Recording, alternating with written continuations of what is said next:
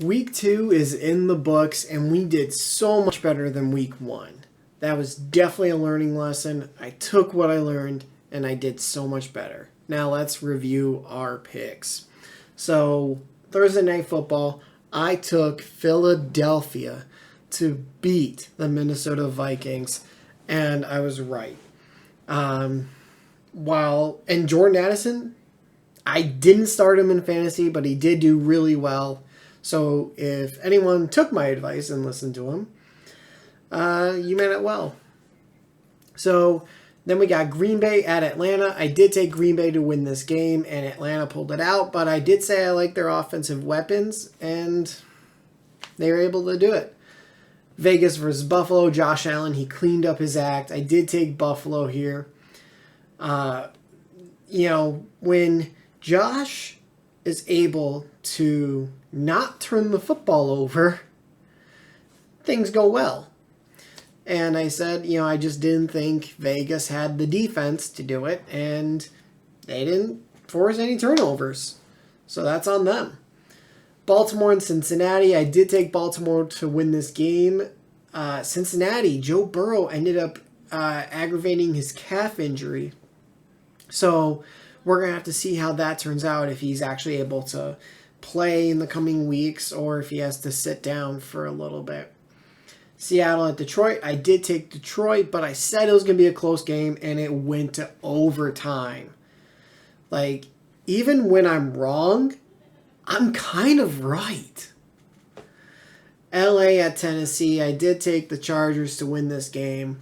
Again, this is another overtime one.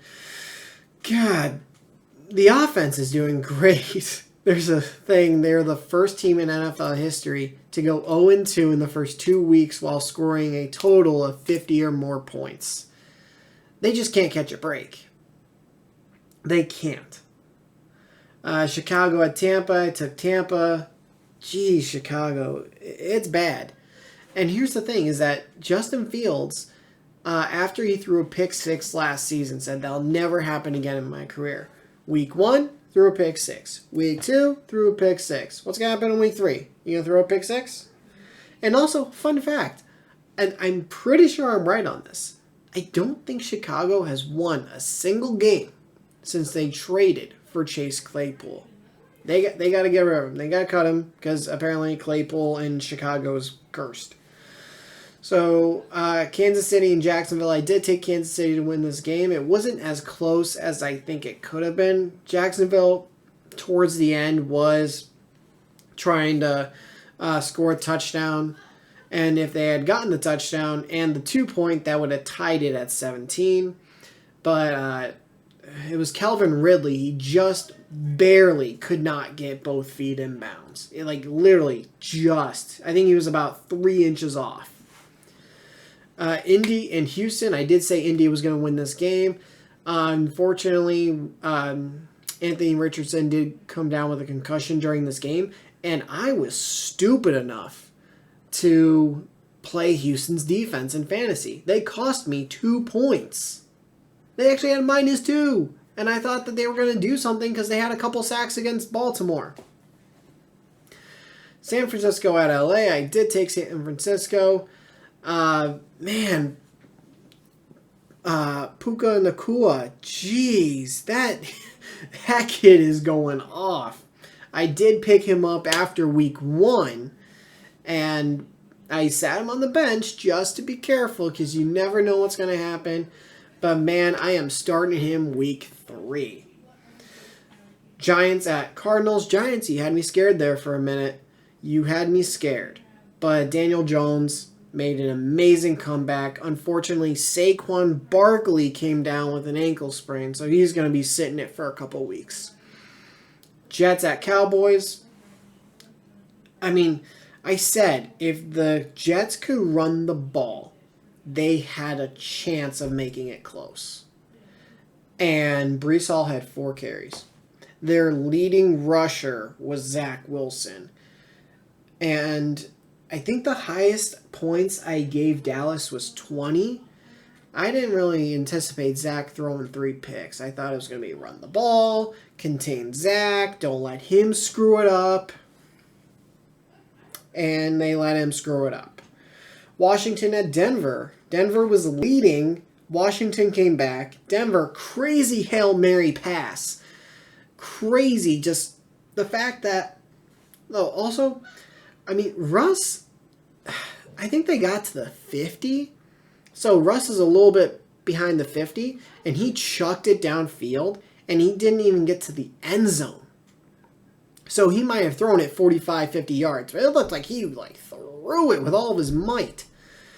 So if Russ can only muster 45 or 50 yards at this point in his career, he's done. Like, plain and simple, he's done if he can only get a 50-yard throw with all of his might. And it still came short. So then he had, there was a little bit of a tip drill.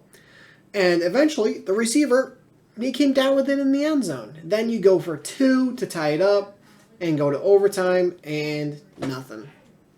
So, I said Denver, and I was that close to having the potential to be right. Maybe they do go to overtime and Washington wins anyway. We don't know. Miami, New England. New England actually held in there better than I thought they would. They actually did better than I thought. But when I pick right, I pick right.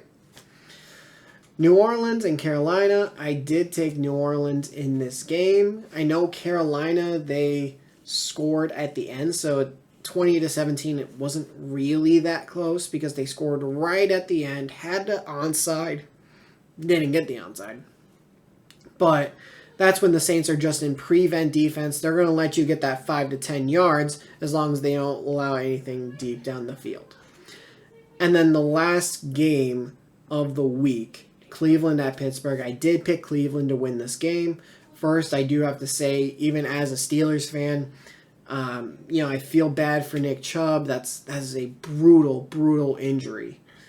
And to know the injury he had in college where he tore his MCL, his PCL, his LCL, he had cartilage damage, and just to, see his knee go, like literally his leg went 90 degrees in the wrong direction. So that you gotta feel for him, the fact that it's definitely a season-ending injury, and he is 27 years old. But the fact that I saw something, it could be career-ending.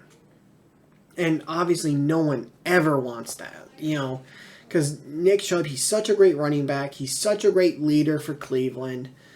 And just to, if he has his career just taken away from him,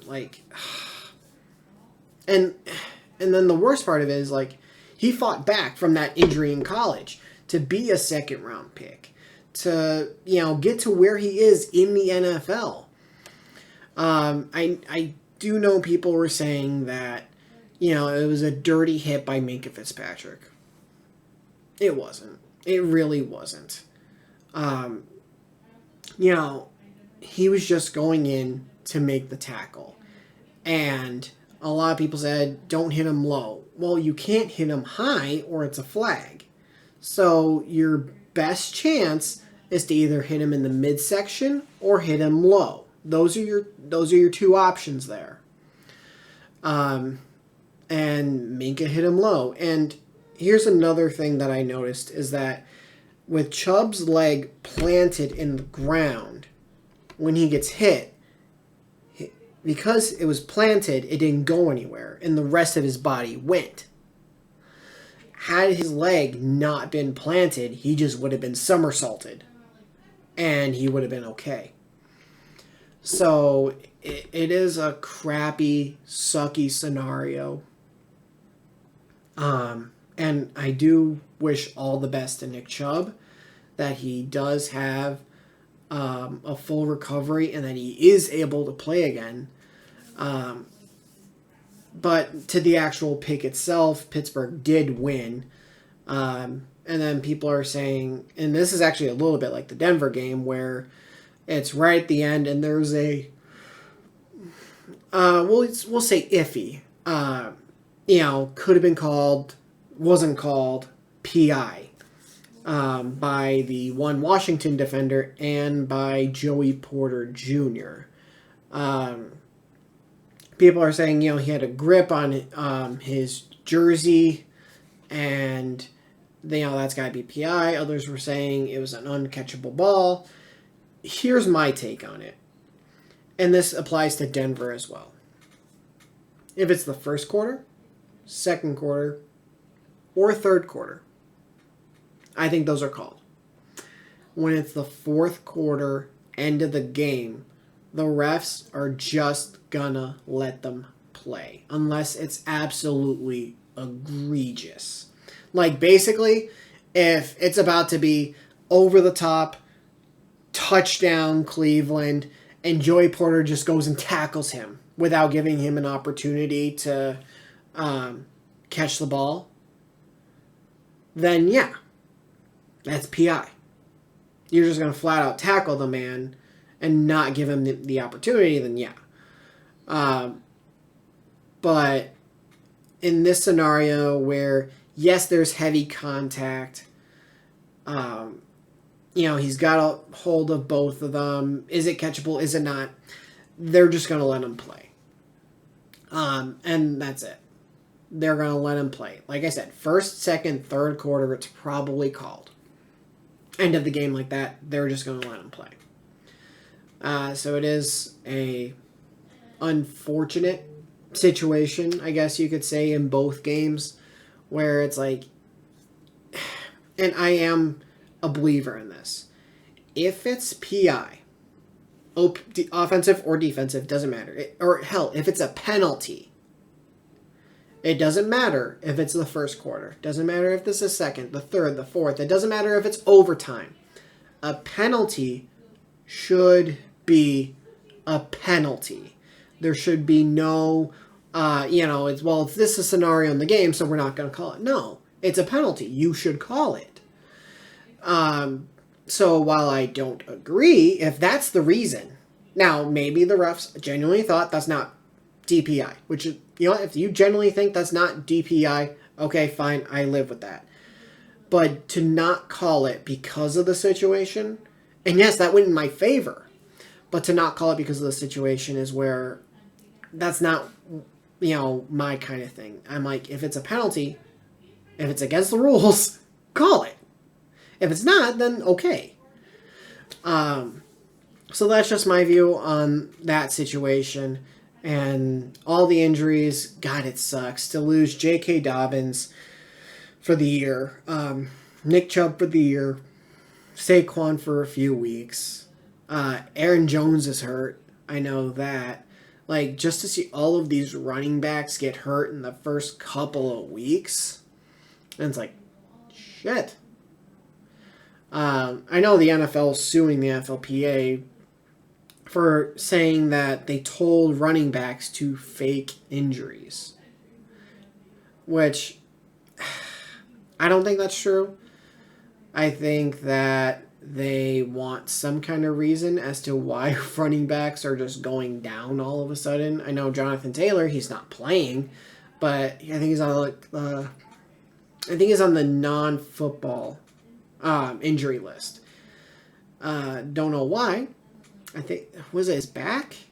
I know with the Bills, Nyheim Hines, he was just sitting idle on a jet ski and someone else crashed into him and it cost him his season. So, it's unfortunate what's happening with the running backs now. Running backs do deserve to be paid. And we'll see what happens in the future with that. Especially young